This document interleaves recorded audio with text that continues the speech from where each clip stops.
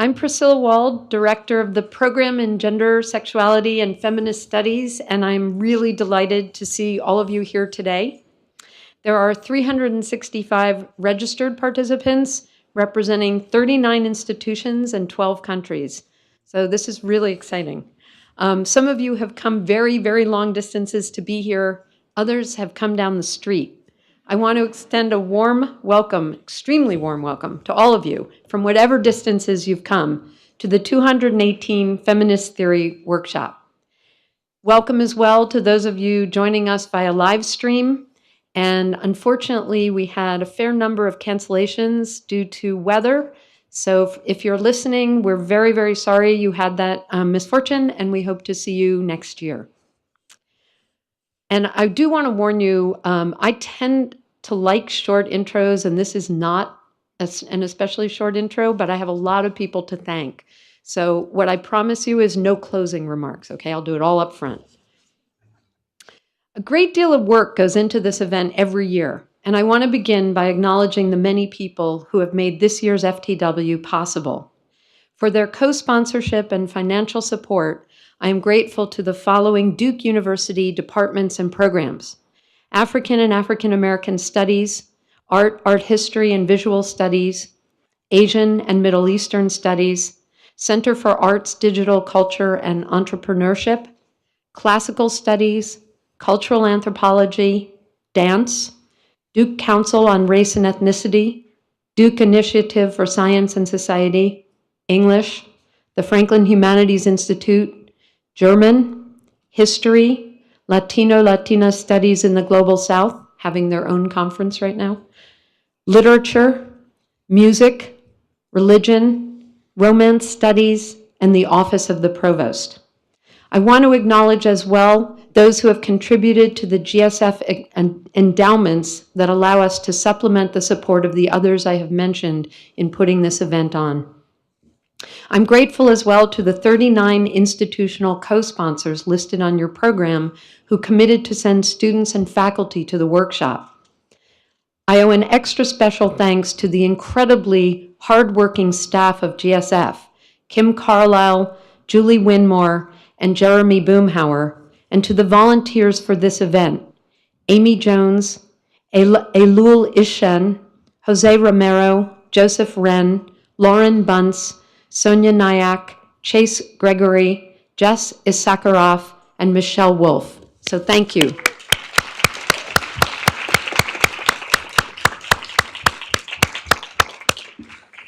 Thanks as well to the technical teams of Selden Smith Jr., Greg Hobbs, and our vendors, Evan Winmore for photography and Vince Royalty for catering. This year marks the 12th anniversary of the Feminist Theory Workshop, and we have an exceptionally exciting program. Before I introduce that, I would like to take one more moment to acknowledge the extraordinary vision of Robin Wiegman in creating the FTW and the efforts of Ranjana Khanna, Ann Allison, and Tina Kampt in nurturing its growth, as well as founding director Gino Barr in leaving the endowment that has made it possible. Now to the program. I am delighted to introduce our keynote performers, roundtable participants, seminar leaders, and would you all please identify yourselves as I call your name. Keynotes include Ann Allison, Silvia Federici, Denise Ferreira da Silva, and Jennifer Nash. The roundtable participants are moderator Pete Siegel, who may not be here, didn't see, and panelist Lisa Diedrich, Madeline Detloff, Banu Gokaraksel, and I should have asked you in the back, sorry Banu, and Adrian Len Smith. And the breakout session pairs are Ann Allison and Gabriel Rosenberg, Gabe, Silvia Federici and Kathy Weeks, Denise Ferreira da Silva and Kimberly Lamb, and Jennifer Nash and Robin Wiegman. Traditionally, the FTW has not had a theme, which allows us each time to consider the surprising ways in which feminist theorists across fields and disciplines speak to each other. 2 years ago, for the decade anniversary, I asked the speakers to think, although not necessarily speak, about issues, topics, or moments in feminist theory, broadly conceived, that they would like to return to in some way. But as I listened to the talks then and last year, and as I have been teaching classes on feminist theory at both the graduate and undergraduate levels in the past 2 years, I have realized how powerfully that question continually informs feminist theory. This is a profoundly introspective field that is always concerned with its own limitations. It is hard to engage in feminist theory. We all know how difficult it is to get the recognition the field deserves at our institutions. But what I have noticed is how hard we are on ourselves. That's a good thing for the field and for our commitments, of course, but it is wearing. Theory generally, and feminist theory in particular, begins with a disturbance, as when conventional wisdom encounters resistance. Something isn't quite right, no longer makes sense, or often never did. When basic assumptions just don't fit experience, as for Patricia Hill Collins's Outsiders Within, a term she coins to describe the experience of Black women in sociology whose experiences allow them to see the anomalies in accepted disciplinary, in this case, sociological paradigms. And I said that sentence wrong. It is when basic assumptions just don't fit experience. Sorry. Hill acknowledges the difficulty of this position, how the outsider within status generates tension for people who become outsiders within are forever changed by their new status. But it is a creative tension, sensitizing them to patterns that may be more difficult for established sociological insiders, disciplinary experts, as it were, to see. Collins notes optimistically that many Black feminists appear to be embracing the creative potential of their outsider status and using it wisely, thereby moving themselves and their disciplines closer to the humanist vision implicit in their work, namely the freedom both to be different and part of the solidarity of humanity. Thus, she concludes her 1986 landmark essay, Learning from the Outsider Within. More than 4 decades later, we can mark those disciplinary changes, but of course Collins's insights still hold true.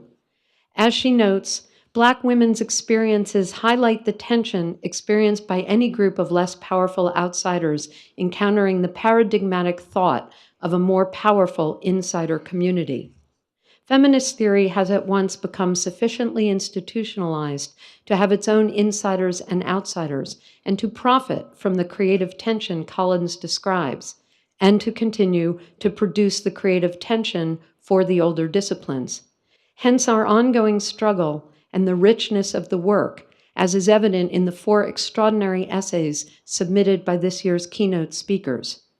In Globalization, Capital Accumulation, and Violence Against Women, Silvia Federici enacts the kind of analysis for which Chandra Mohanty called in her 2003 update of Under Western Eyes, when she argued both that feminists needed to be anti-capitalist and conversely that anti-globalization activists and theorists also needed to be feminists, and that beginning from the social location of poor women of color of the 2/3 world is an important, even crucial place for feminist analysis, since it is precisely the potential epistemic privilege of these communities of women that opens up the space for demystifying capitalism and for envisioning transborder social and economic justice. Federici brings feminist theory to bear on the insight that globalization is a political recolonization process intended to give capital an uncontested control over the world's natural wealth and labor, which cannot be achieved without attacking women who are directly responsible for the reproduction of their communities. And that violence against women is a key element in this new global war, not only because of the horror it evokes or the messages it sends, but because of what women represent in their capacity to keep their communities together and, equally important, defend non-commercial conceptions of what is security and wealth. Denise Ferreira da Silva sees the potential for radical revisioning in a Black feminist critique fashioned from a Black feminist poetics that, emancipating the category of Blackness from the scientific and historical ways of knowing that produced it in the first place, allows it to wonder about another praxis and wander in the world with the ethical mandate of opening up other ways of knowing and doing. Her first move in this journey is to review the figuring of the commodity in a consideration of colonial expropriation through a different take on the historical materialist reading of slavery. And here, in precisely the kind of challenge Collins calls for, she argues against the conventional view that places slavery in the prehistory of capital to make the case for the acknowledgement that the total value produced by slave labor continues to sustain global capital. Her Black feminist poetics takes us on a wild world-imaging ride that rejects conventions of space and time, as well as the laws and forms of universal reason, and enables a vision of existence as marked by virtuality, matter imaged as contingency and possibility rather than necessity and determinacy. Mindful of the advances feminist theory has made through Black feminist outsider knowledge, Jennifer Nash cautions vigilance in its institutionalization, noting precisely the dangers of success, which is to say, the institutionalization that turns feminist theory into the normative disciplinary formation it arose to challenge. She shows in particular how intersectionality has become foundational for feminist theory in ways that threaten to perpetuate the very erasure of Black female bodies that gave rise to the concept. Like Ferreira da Silva, she attends particularly to the problem of time, treating intersectionality as a feminist orientation in time, as an analytic that powerfully describes both what women's studies could be and what women's studies has already become, that speaks about the discipline's aspirations and progress. She shows how intersectionality, imagined as feminism's future, sheds Black women in a post-racial feminism that either presumes that Black women need not be the center of intersectional work because intersectionality's virtue is complexity, not identity politics, or that intersectionality is an endlessly expansive analytic that can and should describe all subjects' experiences. Either way, she warns, the ongoing preoccupation of women's studies with intersectionality as relic and as hope, as artifact and as aspiration, performs a certain kind of violence on Black women's bodies and on Black feminism, presuming that Black women's bodies are always already anachronisms. Which is why feminist theory should be, needs to be, difficult, painful, uncomfortable in the way genuine introspection inevitably is. I end my remarks with our first speaker, Allison's piece, Greeting the Dead, which I take to be about a kind of elegant world imaging of the kind called for by Ferreira da Silva. In the gracefully muted tone of this essay, Allison traces how a culture has turned a crisis of time and space, maybe the ultimate crisis, since the time and space concerns nothing less than the fate of the soul, which she calls the refugeization of humanity, into new possibilities for constituting social existence. She tracks, that is, how a radical change in socialization that moves away from the temporalities of kinship and spatialities of place that many have mourned as deracination is in fact an opportunity, as in the literal sense of crisis, turning point, for a sociality less dictated by durable ties of kinship and work, in which new arrangements for belonging and new ways of being, both in and beyond mortality, are beginning to emerge. With that note of possibility, I turn now to my colleague Gabriel Rosenberg, who will introduce Allison. Thank you.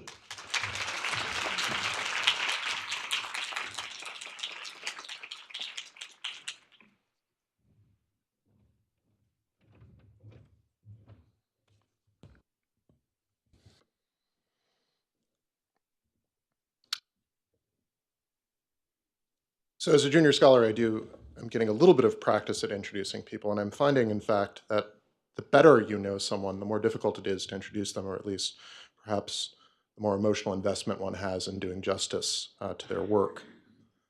I say that then to contextualize this introduction of Anne Allison, professor of cultural anthropology and gender, sexuality, and feminist studies at Duke University. Professor Allison is a preeminent anthropologist of Japan, but her work has, I think, transcended conventional disciplinary divisions in both method and influence. To understand contemporary Japanese culture, her work engaged and I think frequently transformed gender and sexuality studies, queer and feminist theory, affect studies, media studies, and studies of political economy. Across these academic configurations and in 4 single-authored books, not to mention dozens of essays, Professor Allison has worked to chart the dynamic interactions among pleasure, fantasy, and economy in post-war Japan. She is the author of Night Work, Sexuality, Pleasure, and Corporate Masculinity in a Tokyo Hostess Club from the University of Chicago Press in 1994, Permitted and Prohibited Desires, Mothers, Comics, and Censorship in Japan from the University of California in 2000, Millennial Monsters, Japanese Toys and the Global Imagination, also from the University of California Press in 2006, and most recently, Precarious Japan from Duke University Press in 2013. In addition to this, and in addition to publishing essays in journals such as Critical Inquiry, Social Text, and Cultural Anthropology, she co-edited Cultural Anthropology and served as the chair of both the Department of Cultural Anthropology and Women's Studies here at Duke, although we have now renamed it Gender, Sexuality, and Feminist Studies. Taken as a whole, Professor Allison's scholarship has fundamentally rescripted theories of fetishism, commodity capitalism, and ideology through intricate and rich ethnography. Her work describes the quotidian but constituting processes of consumption and labor. That is, she grapples with the affective attachments that sustain desire, work, and play in contemporary Japan, what it is people hope to get from objects, and what they become when they become objects. As well as, I think, the fallout from the failure of fantasy, what it is that happens when desire fails to deliver. This approach has opened up possibilities to describe and critique modernity through the everyday. Professor Allison's archive of everyday desires spans manga comics and toys, bento boxes, and nightclub hostesses. Allison always asks about the parameters of desire at play in terms of what is acceptable and what is not, such that writing about toys sits alongside writing about media frenzies over incest and Japanese obscenity laws. Numerous axes of difference then structure this inquiry. Professor Allison tracks movement between workplace and home, between masculinity and femininity, between sex and death, youth culture and elder culture, between Japan and the global, and between dreams of economic boom and the failed realities of economic bust. This capacity to move between scales and locales, to find the social and global significance of diffuse and distributed everyday desires and fantasies, makes Professor Allison's work indispensable to the study of contemporary Japan and, more broadly, global consumer capitalism. So, for example, her first book, Night Work, examined the labors and animating desires in Tokyo's hostess clubs, clubs in which female workers perform ritualized intimate labor for their male corporate clients. Night Work was one of the first studies to take sexuality seriously as an object of inquiry in Japanese studies, and further, to connect sexuality to the domains of labor within that field. The book examines the fuzzy boundaries between play and work, evidenced by hostess clubs, and sets the stage for an ongoing commitment to thinking about how fantasy is managed at the personal and social scales in Japan and elsewhere. Her next 2 books continue to traverse those scales. Permitted and Prohibited Desires examined how ideologies, fantasies, and affects were reproduced through everyday objects like bento boxes and comic books, while Millennial Monsters in 2007 examined the globalization of Japanese fantasy goods and their imprint on global imaginations, how in a time after the economic bubble had burst, Japan continued to make its mark worldwide via creative, affective commodities like cartoons and toys. Her most recent book, Precarious Japan, examines what she calls the anguish of everyday life among the socially withdrawn teens, among people who die alone with no family to care for them, and among the survivors of the earthquake, tsunami, and nuclear reactor accident in Fukushima in March of 2011. Her work on death in this book prefigures the work she will be reading from today, and her focus now on lonely death. It opens up new questions about the sociality of death and the edges between precisely living and dying. I think that in all of these works, Professor Allison uses ethnography in particular to show the lived dilemmas and imagined alternatives that people endure in craft in capitalist modernity. Her writing is always situated in the tenuous economic dynamism of Japan and challenges us to think about how people grapple with times of hope as well as times of disaster, how those things play out in our everyday life, in our fantasies and our desires. Her work has broken new ground in understanding the tenuous lines between sociality and affect across individual and collective dreams and tragedies. And as a scholar and admirer of her work, I am absolutely in awe of Anne as a chronicler of everyday desire and the constituting role of fantasy and affect in contemporary political and economic formations. But as a reader, I am continually stunned by the beauty of her prose, its intricacy and vividness, and its ability to convey the numinous complexity of both the lived and the dreamed. As importantly, and alongside all of these things, as a friend, I am continually humbled by Anne's generosity, intellect, and warmth. So it is my honor to think alongside her, but it's also my honor to introduce her today. So please welcome Professor Anne Allison.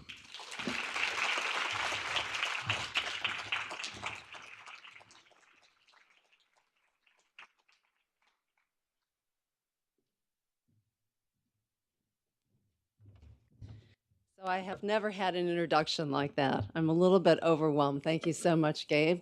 Thank you, Priscilla, wherever you are, for that also wonderful introduction. I would like to thank all the members of GSF for inviting me to be here today. This is the 12th annual Feminist Theory Workshop. I have been at every one of these except for one when I was on sabbatical, usually in the audience, once as MC in Priscilla's role, but I have never been invited to be a speaker. So this is an incredible honor, and I thank you all for being here to hear me speak about death. So I will try to make it animated, and my visuals are in color so that you will see that death need not be dreary.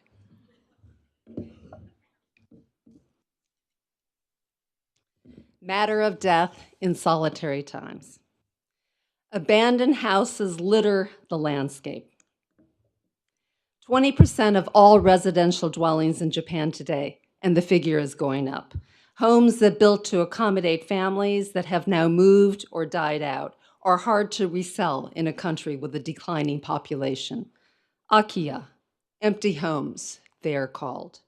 A sign of the times, of a shrinking nation, downsizing sociality. The signalification of society in a term coined by a sociologist. And homes emptied out, but still standing, populating a depopulated Japan. On a steamy morning last summer, I arrived in a Tokyo neighborhood to shadow a company in the business of helping people empty their homes at death. The client, a gray-haired woman, is dismantling her mother's home. She died at 94 last year, and her father 10 years earlier at 97. Built 50 years ago when the couple moved here from the countryside, the house is standard post-war fare. Compact, 2 stories, a number of small rooms suited for nuclear rather than extended family. Wooden and set back from the street, its occupants filled it with stuff, typical of those who lived through the war and once able to accumulate had a hard time throwing possessions away. Having parroted of what she and her family would keep, Tanaka-san still faced a major cleanup. So to help her, she commissioned an ihinseri company that ordering and discarding the possessions of the deceased is part of the new trend in businesses and services catering to Japan's aging population facing death, generically called ending business, shukatsu. Based on a news report covering it on TV, Tanaka chose Keepers, the first of these companies to open in 2002. Struck by the professionalism espoused by its director, she signed up at a cost of 300,000 yen, about $3,000, for 6 workers to completely empty the house in one day. The house, she says when greeting me, is a mess. But that's the whole point, of course, to clean it all up and cart everything off. The crew sets in right away, stripping walls, cabinets, and shelves of all their belongings and packing everything into boxes for the dump. Though moving fast, they work in delicate silence as if their job is to carefully dissolve the home. And almost instantaneously, it all starts to gently disappear. The material contents of a residence getting emptied, all but a few items put in a box marked for kuyo. The Buddhist memorial done to commemorate the dead, to help their spirit pass to the other side. Here done from material objects that bear a close connection to the dead. These will be shown gratitude before ritual burning. And throughout the day, it is the head of the work crew who brings items to Naka's attention. Some documents, a Japanese doll, her mother's crocheting, the pajamas she last wore in the hospital. Keepers performs the kuyo service for free, giving care to this matter in the process of becoming waste. By 2 p.m., the house is nearly empty. The crew has worked quickly, and Tanaka sighs with relief. Keepers has helped her immensely in this task of unmaking the making of family and home, a process involving respect paid to the dead, a practice that wants the responsibility of related others, such as Tanaka-san doing this for her mother, increasingly befalls the person without children or kin to assume herself. This is the fastest rising client base for companies like Keepers, the to-be deceased who manage the disposal of their own remains before death. Unmaking one's home while still alive to avoid leaving a mess after death. A practice of responsibility and care by and for oneself that may culminate in kuyo of one's special things. A funeral for belongings for those who belong to nobody else. The matter of death in solitary times. Care, the feminist theorist Joan Tronto has argued, is everything that we do to maintain, continue, and repair our world so that we can live in it as well as possible in a complex, life-sustaining web. But care, as I will argue in my talk today, also involves the matter of death. A matter that, given socioeconomic conditions in Japan today, where people increasingly live and die alone, calls upon a particular form of care, an active form of doing by and for the self, caring for oneself during life and ensuring caregiving of one's remains after death, a duty that once befell others. But in an era of solo sociality, individuals are increasingly tasked with caring for themselves in life as well as death. The threat of not doing so is to become mere waste at the end, more matter than human, unmarked and ungrieved by anyone else. What precisely does such a form of care entail? First, some background. With the highest longevity in the world and one of the lowest birth rates, Japan's population is not only literally shrinking, but becoming more disproportionately aged. 1/4 or 65 or above, predicted to become 40% by 2030. As Japanese live longer, 90 on average for women, 86 for men, they do so increasingly alone in what has been the post-war trend towards downsizing of households, from extended to nuclear families and their urban migration following the war, and now, since the economic decline started in the 1990s, a turn away from marriage, childbirth, and coupling to the singleification of society. Being O Histori-san, Ms. or Mr. Single, is a recognized identity. What has called a whole wave of books by, for example, the eminent feminist, Ueno Shizuko, whose guidebooks on how to live, age, and die as a single person have become bestsellers. 1/3 of all Japanese, including the aged, over 65, and high-aged, over 75, now live alone, having lost a spouse by death or never married in the first place, and either lacking children or not wanting to be a burden by living with them. By 2030, over half of all aged Japanese are expected to be single, which means not only aging, but also dying alone. 44% of senior Japanese say they envision the latter as a distinct possibility, identifying with the stories much circulating in the news these days about persons who dying alone have bodies discovered days, weeks, even months after the fact. A phenomenon called lonely or solitary death, kodokushi, koritsushi. The incidence is rapidly increasing. In one urban prefecture, the rate doubled between 2003 and 2015.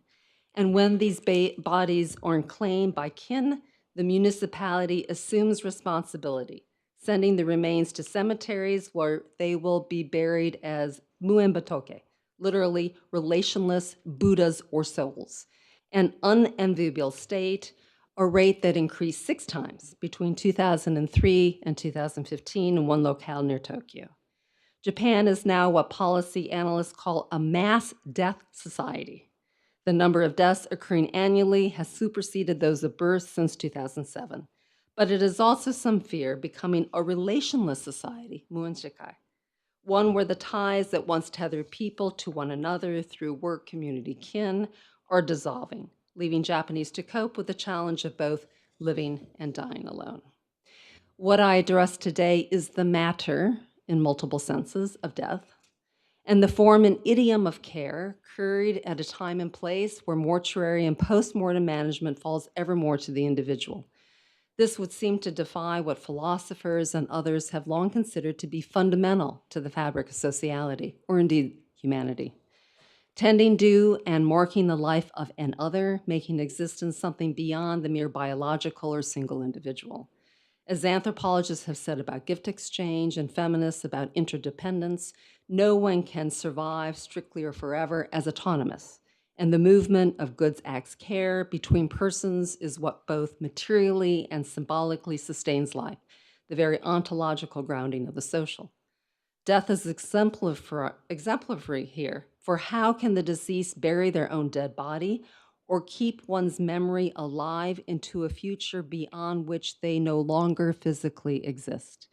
The dead call upon the caregiving of others, if they are to matter, that is, which means mattering to someone beyond and other than the self and into a temporality stretching further than the present here and now.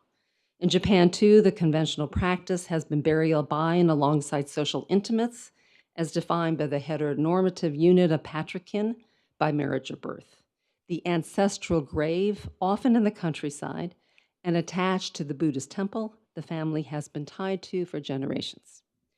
As Emil Durkheim wrote a century ago about the elementary forms of the religious life, by which he meant the social, it is not living itself which makes life worthwhile. Rather, it is living with and for others in an endeavor that is constituted symbolically through a material object, what he called the totem. More powerful anything than anything, this constitutes the sacredness of the social. And yet, according to Durkheim, it cannot be immediately experienced or felt. Rather, this mana or force gets conjured up through the materiality of matter, which in everyday circumstances is banal. The lizard one shoots with a slingshot goes from something profane to the sacred when totemically shared, a symbol of collective belonging and identity. From mere object, the lizard now garners transcendent respect, the plane of the social, at once imaginatively and materially enmeshed. This brokering of respect, the sacred culled from the profane, in making and marking relationality, is what I contemplate in a time and place where the elementary form of the social life is rapidly transforming. This is Japan in the early 21st century, when individuals are increasingly facing detachment from corporeal life, detached from social others whose sacred duty was once to care for their brethren, living, dying, and dead. There's something about materiality that figures heavily here, as in the ritual of kuyo, given to personal belongings before disposal as if there was a shared totemic bond. But, as would seem the opposite case, there is also the self-neglect, as in neglecting oneself, said to symptomize those who die lonely in Japan today. Cases I've noticed that tend to be reported, hyping the degree of garbage and waste such social isolates lived, then died amidst. People, repeatedly, these are people called gomiyashiki, hoarders, who live in the middle of stuff they can never discard. And then when they die, they become part of the waste, dead material, whose putrefaction creates a stench the neighbors abhor. Blamed for not tending better to their own self-care when alive, Such lonely dyers are 80% men, overwhelmingly in their 50s or 60s or older, who have lost or been retired from jobs and non-productive in an economic sense, are estranged from families by marriage and birth, useless by social norms. These are people who can live years or decades basically invisibilized to anyone else until they die.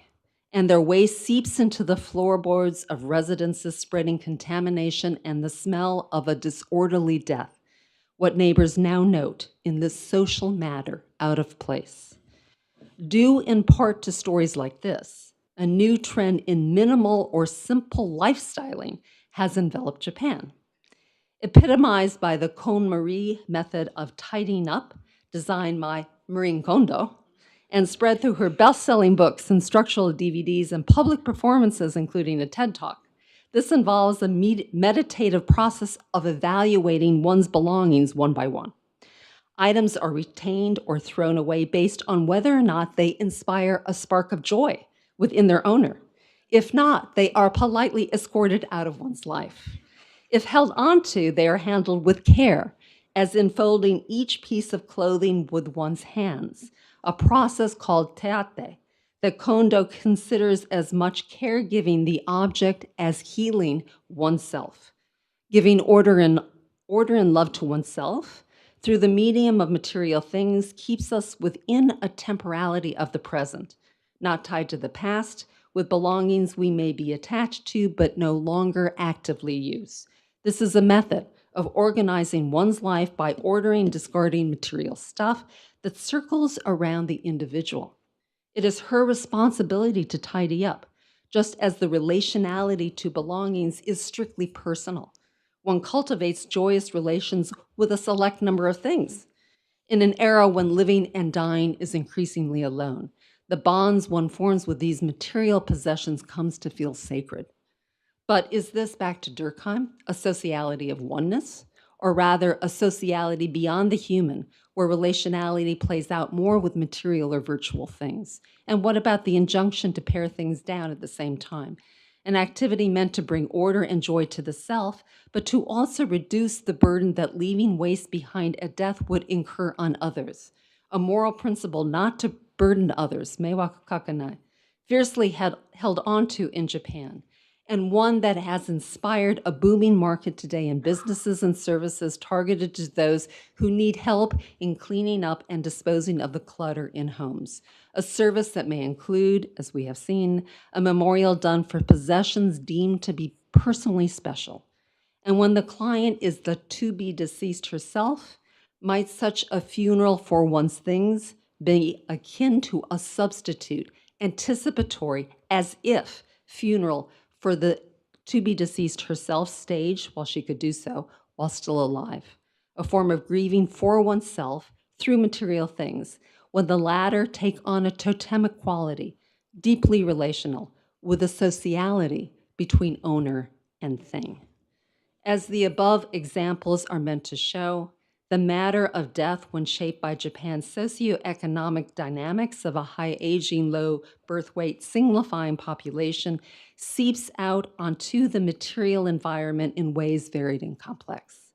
To hone in more deeply now on what self-management of death preparations actually entails for individuals, and some of the options becoming available in what is the new marketplace of businesses, services, and initiatives catering to endingness that have emerged since the turn of the new century in Japan, I turn to two enterprises. One is a burial association with outdoor grace arts in the midst of cherry trees, where burial is not dependent on having a successor or family connection. The other is an indoor cemetery that houses the ashes of remains in metallic cubicles that are delivered by automation to a temporary grave where someone comes to pay respects.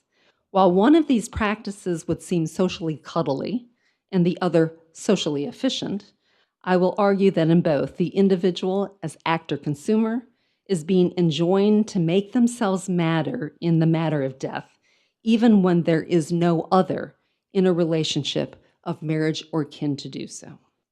The implications this has for post-kin, post-bodily ethics and politics of death care are significant. What I gesture to at the end. He's peppy yet smooth. A bachelor who lives alone, brother and parents far away, 47 years old. His first job was at a wedding company. His next, arranging funerals. All of this he shares in introducing his audience, a room full of seniors, to Total Life Support, the business he started 5 years ago to serve, as he puts it, people just like himself, those without anyone else to depend on. Miyori Ganai. Today, he is the speaker at the twice annual Forum of Ending Center, a nonprofit organization that has alternative burial plots on the edge of Tokyo that don't rely on having a successor or family members for burial and assist members in managing such preparation. Midwifery for death, as the director calls this. To start, Mikuni-san rehearses what everyone in the room already knows. Given the demographic and residential trends of high aging, low birth rates, singlification in Japan, aging Japanese will increasingly have to rely upon themselves instead of others to manage their end-of-life and mortuary arrangements. But no worries, Mikuni shouts out with a confident smile. The gap in social support today can be filled with the services of a company like his. A network of 12 specialists, including doctor, lawyer, tax consultant, priest, who are available 24 hours a day, 365 days a year, to help manage all the details of end-of-life as well as funeral and burial arrangements. Using a military metaphor, he calls this a reserve corps, Yobigun, skilled experts to help prepare one for the battle ahead.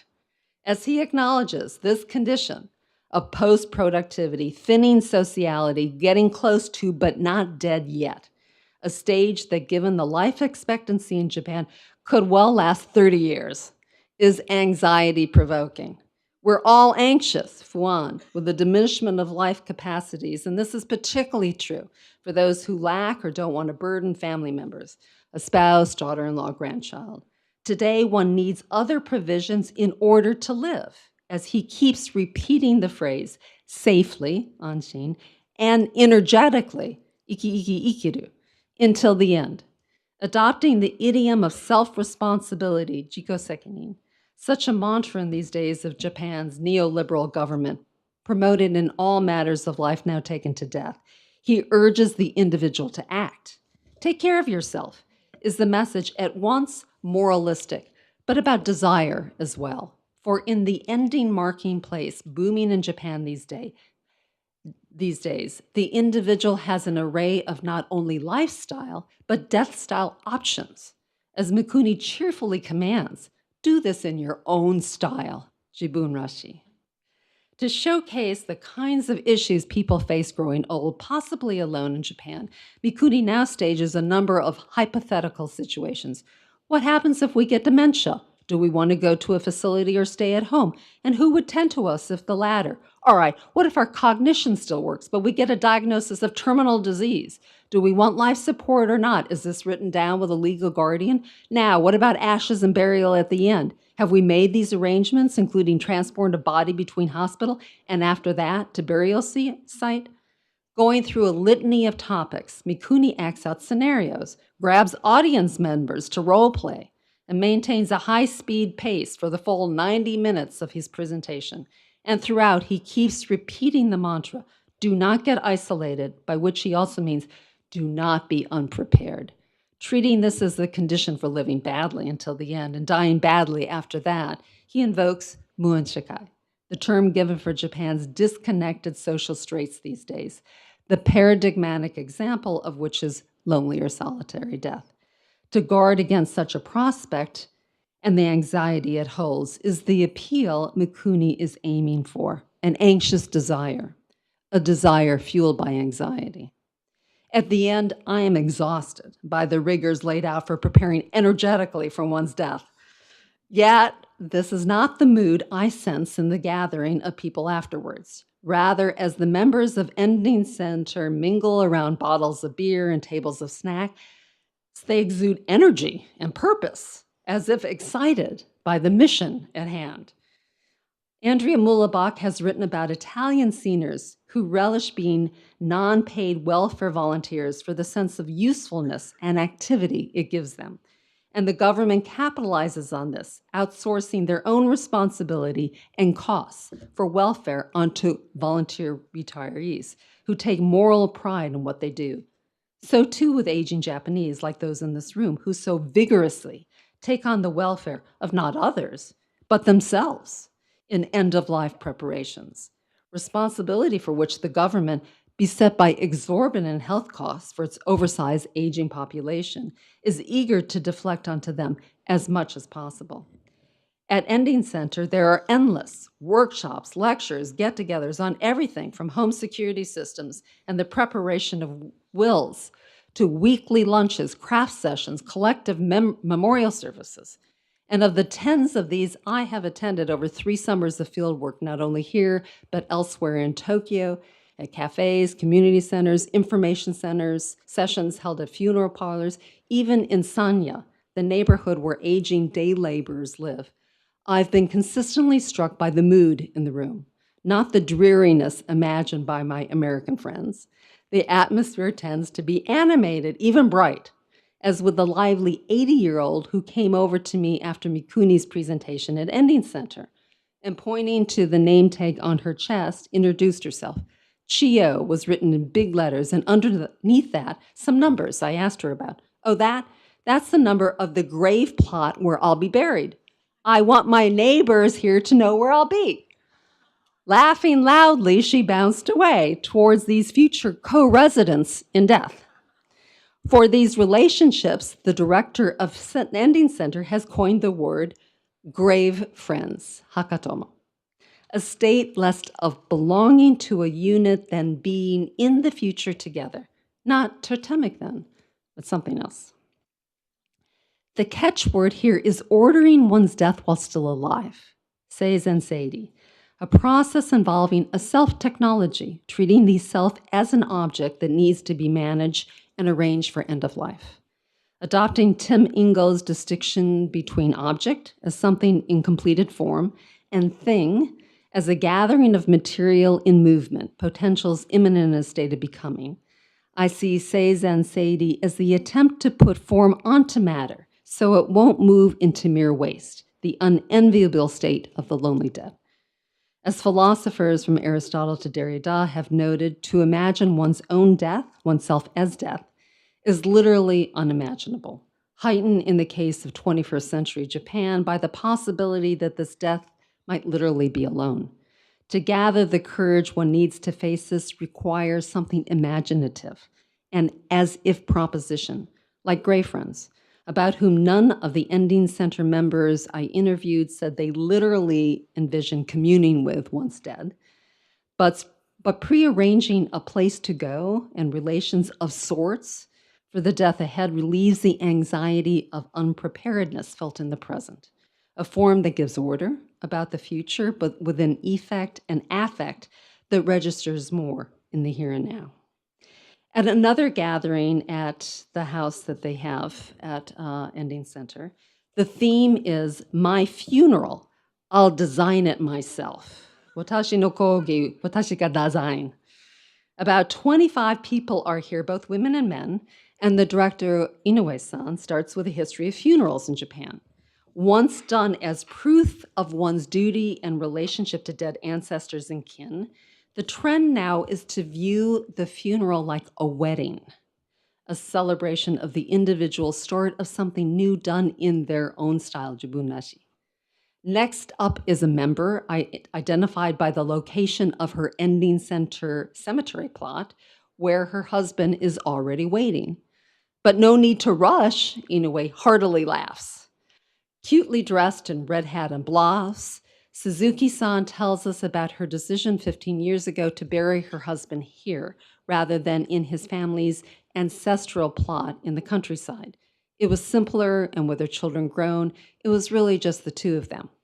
Her husband's family protested, but Suzuki insisted, as she did with having just a family funeral instead of a more formal affair, what was once the more expensive norm, now falling out of favor nationwide in what is the increasing popularity of family or so-called direct burials. Designing things herself feels more personal, Suzuki continues, showing us the beautiful urn coverings she makes, reminding everyone they can do this together once a month. Then to end, she reads from a book called Grandma Pig, Buta Bachan, about a grandchild living with a grandmother who gets sick and is obviously dying. But the grandmother hasn't died by the end, and the story doesn't move much. The grandmother gets in and out of bed, the grandchild stays close, practicing the death to come. But that's it, right? About a present of being, just alive. Alive but inching towards the death, and being there on this edge that is every day, bearing it as well as possible. Suzuki's life these days and the mission of Ending Center, ordering one's death while still alive, here in a room of people who in the future will all be buried close by, a relationship Inoue calls otherwise relatedness, Ketsuen, that sounds like but differs from blood relatedness by replacing one character. As with the member I interviewed who long divorced, will be buried at Ending Center along with her beloved cat, already awaiting her in an urn at home, and another who, while still living with her husband, saved her earnings from a part-time job to purchase a plot here alone, rather than be buried with what she called all those strangers who are ancestors in the grave of her husband's family. Though her husband is not happy about this, she says the matter is shikataganai, what it is, a situation of disconnecting from her marital lineage upon death, what Inoue calls post-death divorce, and says motivates about 10% of the women members of Ending Center. A feminist act of self-care, caring more for the self in this matter of death than the ties sutured in marriage to in-laws and spouse. The room by the end bustles with activity. A coffin has been brought in for us to trial run by climbing in and staying put for 30 seconds. And before that, the final presenter, a sales representative for ecological coffins, spends most of her pitch on how pliable this new material is for design, taking us through a surfeit of possibilities. Designing with material, old kimono, batik, waxcloth from West Africa, putting obi around the middle, sketching messages, pictures, drawings all over. This leads to a flurry of suggestions from the floor. Personalizing the casket for one's mother, partner, oneself, by stitching doilies with cherry blossoms, or sieveways, as does one woman, to place on the top, or buying rolls of fabric taped to embroider the edges in everything from festive green to traditional blue. People are laughing, sharing stories and tips, engaged in the work of fashioning death, making it something personal, purposeful, fun. In this converted home, 10 minutes from the cemeteries where all these grave friends will one day be buried, in proximity, if not exactly together. Care, as I am arguing here, is a matter not limited to whatever we do to live in our world as well as possible, in Toronto's classic definition. It can also extend to a we and world that includes relationality between humans and material things, as feminist Maria Puig de la Bella Casa has recently argued in her book Matters of Care. And the care we share with animals, machines, a matter of all sorts, does important political and imaginative work in remapping the possibilities for being alive, as Donna Haraway has long showed us. But caring also extends to the matter of death, where it is premised on relationality as well. Tending to the deceased, burying their remains, keeping their memory alive, is work done by others, what Judith Butler calls grievability, that befalls a social network of hands, unless it doesn't, for those too precarious to matter, such as Japanese, with no one else to depend on, some of whom are now taking on this work themselves. Work that is a form of both welfare and care, directed to the self, but also undertaken to relieve anyone else of the burden of having to deal with their remains after they are gone. Care work that is deeply ethical then, in being responsible and respectful to and for the individual, beyond the limits of their biological singular mortal existence. A respect Durkheim called morality, stemming from a sacredness he believed could only be social. What is evident in the work of those at Endy Center, undertaken by the individual, for the individual, but rooted through a social of not ancestors, but grave friends. The social figures iteratively, figuratively, speculatively, in what is now a booming marketplace in death management, catering particularly, if not exclusively, to single Japanese. But the form this takes differs considerably. A quite different iteration from Endy Center is a new phenomenon spreading in urban Japan called automated delivery-style repositories of the dead, Jidohan Soshi no Kotsudo, or automated graveyards. One I visited last summer in Tokyo is Senichidani Joen. Out the train station, down a hill, traffic thundering down the superhighway, construction everywhere. The building is barely noticeable. I can't imagine this is the place. But a kindly woman assures me it is, and up close it augurs another world. The gradient roof, slanted low with slated stones, and front facade of interspliced wood and glass, with a plaque left of the door, Senichidani Joen, and another to the right, Ichigyoin, the name of the temple. Inside, the elegance continues. The walls are covered in handmade paper made in Nepal. The carpet designed to mimic nature with small circles evoking pebbles in a stream, and the entire interior built from 100-year-old cedar trees from Yamaguchi Prefecture. The famous Japanese designer Kuma Kengo designed everything here, including the selection of all the materials. And it's as breathtaking as incongruent. This tranquil, high-end temple to the dead situated in the heart of urban traffic. Managed by a big mortuary business but attached to a 400-year-old pure Buddhist temple, burial at Senichidani is organized according to principles of elegant efficiency and flexible belonging. Membership is open to any paying customer. The cemetery is Buddhist, but only for those who choose to practice it as such. And burial, as well as visiting a grave, hakamari, runs quite literally on a logic of just-in-time demand.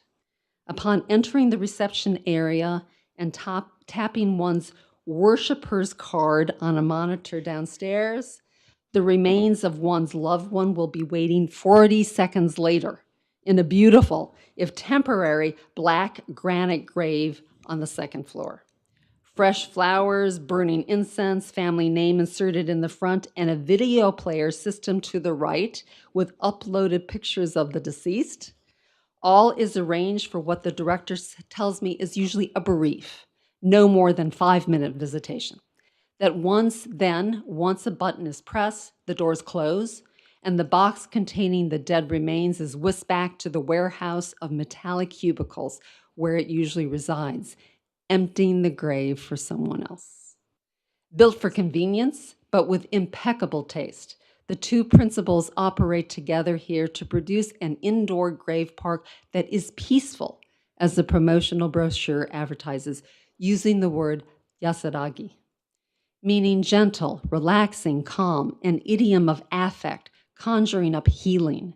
This is service designed to take care of those worrying about how to take care of the dead, their loved ones, but also themselves, in a manner decluttered in terms of space as well as time. Much easier to access than an ancestral grave in the countryside. Cost is also lower, 900,000 yen, about $9,000. And for a box that can contain the ashes of up to 8 deceased. And visitation itself is made as easy as possible, giving them incense, flowers, and a tidy grave site are already in place. In addition, Senichidani also offers another service that is rapidly spreading these days amongst Buddhist temples and commercial cemeteries. Eitai Kuyo, eternal memorial. The Kuyo practice of memorializing the dead that is supposed to be done by kin or a child for 33 years until the spirit passes over to the other world. And here is performed by a staff member as ritual proxy for what is promised to be time immemorial. As the brochure states, this is targeted to those who are relationless, mu'en, dead whose ashes will be collectivized into a single urn for the disconnected. Mu'en is also the word used for those deceased who wind up as the socially abandoned in the special tomb for disconnected souls, mu'en butoke, in Buddhist cemeteries. The bad death for the lonely dyers. But when prearranged in a beautiful setting like this, the affect is different. As a single middle-aged woman considering burial in a place like Senichi, Dani told me, the thought of being buried alone doesn't bother her. What makes her sad, however, is the thought of being in a messy grave where no one visits her, tidying the plot and adorning it with flowers and incense. It is the aura of relationality, a sense of the social, that matters then. Eitai Kuyo appeals to her, even though as a Christian, it has no religious significance, as does the beauty and order of these premises, as if the materiality of the space for the dead becomes a gesture of care, what she can imagine in speculating her place here in the future as a respectful, dignified repository for the dead. Stylized for urban convenience and accommodating the lifestyle and death style of those who are single, the automated cemetery is at once a new age burial site that also mimics a traditional graveyard arranged for visitation from family and kin. Couching the new in the old, or the old in the new, would seem to be a formula that works. 100 of these automated delivery-style cemeteries now exist in Tokyo, in one of many new mortuary trends. Another, called moving the grave, entails downsizing the remains to be kept in an ancestral grave and literally moving these from the countryside to an urban repository that is easier to access and maintain. A place like Senichi-dani Joen, for example, which in filling up reflects the emptying out of the in-the-ground older cemeteries, which are littered these days, the director of a funeral parlor told me, with abandoned grave plots. Go into any one, he said, and see how emptied they are, just like the emptiness of the homes, akiya, dotting the landscape of the living. Moved elsewhere, he continued, or simply left there to rot. But in the case of Senichi-dani, how does the system of grave visitation actually work when the design of the cemetery is structured to accommodate even those who may have no one to visit them at all?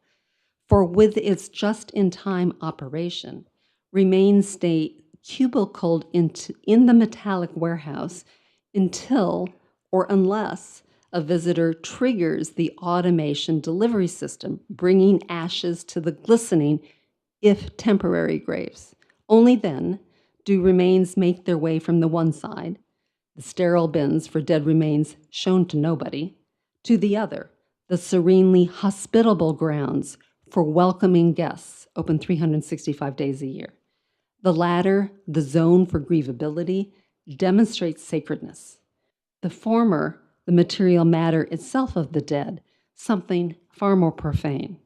And yet, even for the woman above, who has a sister and close friend who would visit her remains were they to outlive her, but possibly no one after that, the thought of being buried here is comforting, even if the matter literally of her dead body would rarely, if ever, make it to the site for visitation. So is the technology, automated style delivery itself, doing the work of relationality for those without the relationships to receive hakamari, ritual visitation of the grave? Certainly, proxy sociality, as in commissioning others to stand in for a desirable partner in a ritual or relationship, is hardly new in Japan. It grounds the system of hostess clubs in the nightlife, for example, where customers receive the flattering attention of fantasy girlfriends who massage egos and pour drinks, where I did field work in the 1980s, as Gabe told you all about, that has now spread to host clubs, maid cafes, but also social relationships of other kinds, like rental families and stand-in fathers for children of single mothers getting bullied at school. The founder of a business called Family Romance, whose 800 workers, all professional actors, fill in whatever roles desired by customers, calls the service of renting relationality a sociality that is more than real. And transactional intimacy extends to the business of death, where priests who perform kuyo can now be rented on Amazon, and robots are getting programmed to officiate Buddhist funeral services, as I witnessed last summer at Tokyo's big mortuary convention. There stood Pepper, the humanoid robot designed by SoftBank Robotics, decked out in priestly vestments, dictating Buddhist sutras in his techno-melodic voice. Advertised as a less expensive and even more flexible, convenient option than rental priests, the robo-priest excited the crowd. Cutely designed, a high-tech prop for social functions of multiple kinds. As I was leaving the country the following week, I encountered another Pepper at Narita Airport, in fact, this one gently waving goodbye to departing passengers and directing them to the lines at the immigration counter. Fungible technology, social machines, a materiality that indexes and symptomizes the state of the social. What, as Durkheim argued, is constitutively immaterial, requiring the symbolic form of material object to make it experienced and felt. And here, performing a relationality for Japan's so-called relationless society, showing care, giving respect. Sentiments of the social that have hardly ebbed, I have found, even in these times of increased singularity. But how to fashion this? Making oneself matter, for example, when facing death without anyone else to depend upon.